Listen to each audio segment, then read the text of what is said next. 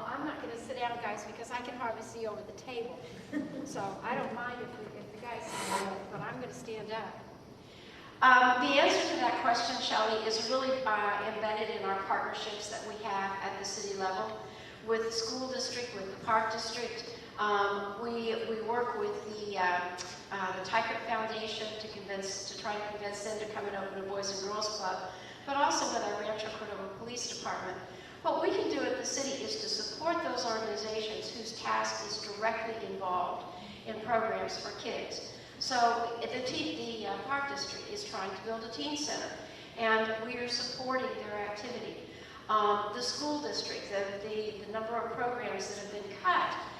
The city council, a lot of you know that the city council members all have a small fee from which they can make civic donations. The check request that I turned in Monday was for money to go to the $32,000 that Mitchell lost for their athletic programs. They've restored 3 of them, but they need to restore that basketball because it's one of the most popular programs. Paul is absolutely right. I've been in this community since 1971, and we did have the bowling alley, we did have the Jerry Lewis theaters, and I went to the very last showing that day when they showed all the Air Force films. We have had 2 proposals for bowling alleys. First of all, we tried to keep the bowling alley we had, but the people who owned it wanted to retire, and they didn't want to reconstruct. So we've had 2 proposals for bowling alleys since we incorporated, and both of those fell apart because of a lack of funding. What's going on right now is a lack of funding in the private sector, and we're all being impacted about it. But it's important that we use the partnerships that we have and not try to usurp somebody's prime responsibility. But the things like PAL at the police department and the things that the Park District is doing, our job is to support them and make sure that they get the community support behind them that they really need to make these things successful. Our next question will begin with Councilmember Scotland. This is a question from the audience. I've been concerned with the constant presence of petty crime, vandalism, and loitering along Folsom Boulevard, which seems to have only worsened. How do you plan to tackle this problem, given how important it is for the quality of life of Rancho Cordova residents? Well, I can tell you that Monday night after the council meeting, I went over to Chevron Station on Folsom Boulevard and to get some fuel. And I walked up to the front door there, and the door was bashed in, glass everywhere. And this is an ongoing problem with that station, unfortunately, because of the neighborhood. The neighborhood's really taking its toll on the owners, unfortunately. I've set up there in the back by the car wash the police surveillance unit that has the tower that goes up. And hopefully that got pictures of the guys that did this, actually kicked the door in after they stole some stuff. So this happens, unfortunately, at night usually.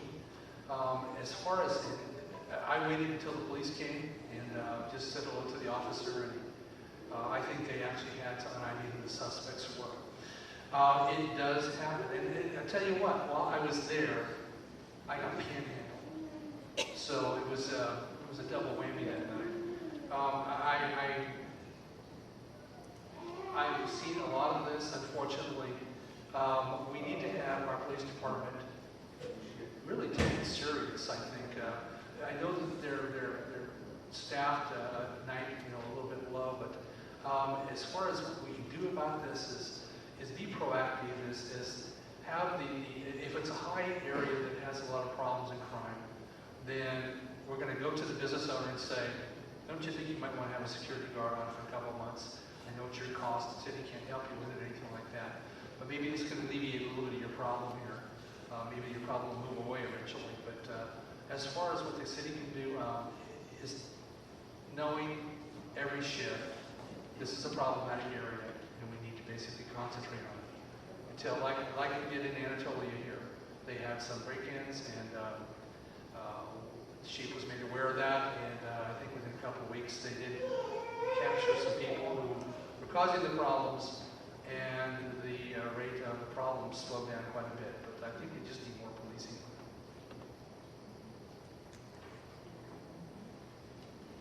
Definitely more police. Find a way. Bring them out there. on the streets. Neighborhood watches. I know we're not going to have a neighborhood watch walking up along Folsom Boulevard, but while we're out there and we're present, it does keep people from doing the things like breaking in. I definitely just like to see more police out there. That's the main thing. How? We'll find a way. Let's get them out there. Boy, do we sympathize with that question. It's something that we all deal with, as you heard Dan. Regardless of whether you're going to the grocery store or the gas station or whatever, it's a problem on Folsom Boulevard. And so one of the things that we have done is to adopt a very strong panhandling ordinance. And you have to be careful with those kinds of things because unfortunately they have more rights than we do. But we adopted a panhandling ordinance that does give property owners the right to forbid people to be on their property, and that's something that the police department can enforce. Also, at Christmas time, when you are at Safeway or at Walmart or at Raley's, we have a detail called TED, the Transient Enforcement Detail. And it goes the 12 days before Christmas, and it specifically patrols the parking lots at the grocery stores and at Walmart to keep people from panhandling when you are coming, or even more significant threats when you are going in and out of the stores at Christmas time. We could probably always try to find more police in our streets, on our streets, but we are doing quite well.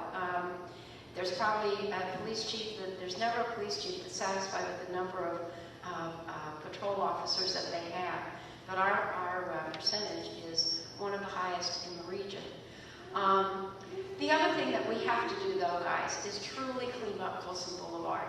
It does not help to have vacant buildings that are boarded up and that are behind chain link fences. It's better to have a vacant lot than to have the boarded building behind a chain link fence. And we're working very hard to try to cure that kind of physical ill on Folsom Boulevard in order to assist the social ills that we have on Folsom Boulevard.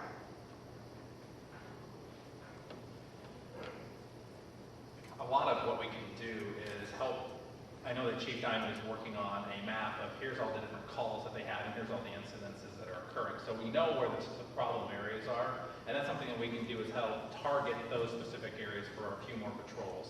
I also think that we can talk with those business areas or the businesses that are being affected by it and see if we can come up with some solutions, maybe where it's sharing a guard, maybe it's getting some cameras on there that only are on at night to be able to take a look at that. And I think too, once we catch those individuals, is make sure that we lean on our district attorneys to be able to punish them to the full extent, letting them know that, hey, if you get caught, you're going to have to pay a pretty hefty price for that. I think that as that example is set, it can help to deter what people want to do there. If somebody's kicking in a window just for kicks, if they have to spend 1,000 hours of community service, they may think the next time before they do that. So I think that will help if we can do some targeted controls. I think Linda's right. No police chief is going to be totally happy with the budget. That's life. But how can we maximize those resources? How can we make sure that we're targeting those areas? How can we make sure that we're responsibly helping Folsom Boulevard to develop? And then more importantly is how can we make sure that we are preventing those repeat offenders from continuing to harm the city?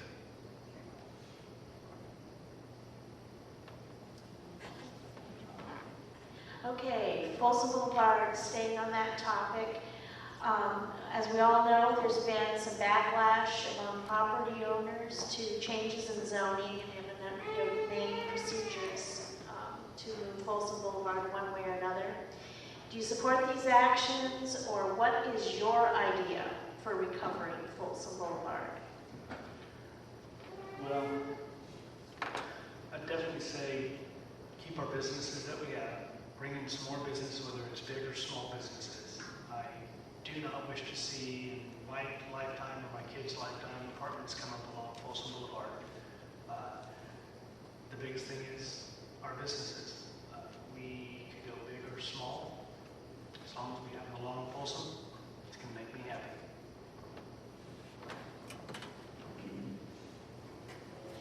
One of the biggest biggest pieces of misinformation that has been put out in the last month or so is the fact that we're building full apartments on Wilson Boulevard. Nothing could be further from the truth. That is completely inaccurate. We made a mistake right at the beginning when we adopted a new zoning code and the Folsom Boulevard specific plan, because we thought that the lenders in the United States were used to, it's mixed use is a 10-year-old concept. This is not new, and it is used in every state of the union. And we thought that the lenders would be comfortable with the mixed use zoning. But we found that apparently a lot of the local lenders that people were trying to work with took that to be non-conforming, and it was a sign that a business was not going to be allowed to remain there for very long. So we changed the zoning. As soon as that particular problem came up, we changed the zoning. All of the property owners along Folsom Boulevard had been invited to the original meetings when we developed the specific plan. They were all invited back again to the meetings when we changed the specific plan, and many of them came to our hearings at the City Council to talk about what their concerns were.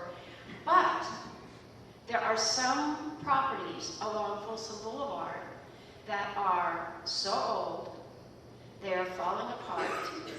They need either the property owner or some other owner to eliminate those buildings. And when that happens, then they have a huge range of options that they can put onto that parcel. They are not limited to residential. That's not accurate. They are not limited to the commercial that they've been doing, the very siloed commercial that they've been doing.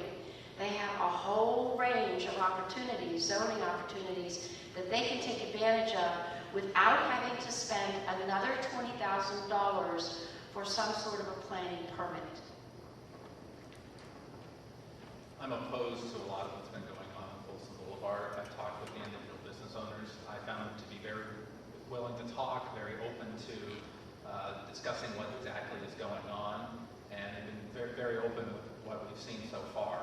And for that, I really think that the best way for us to help Folsom Boulevard revitalize, reach out to the businesses, see what they need, see how we can do that. I've read a lot of the specifics of the Folsom Boulevard plan, and I still think there needs to be a lot more updating that occurs so that it's pretty clear that those businesses have the absolute right to stay there, and that the direction of the city is not to change those into a mixed use.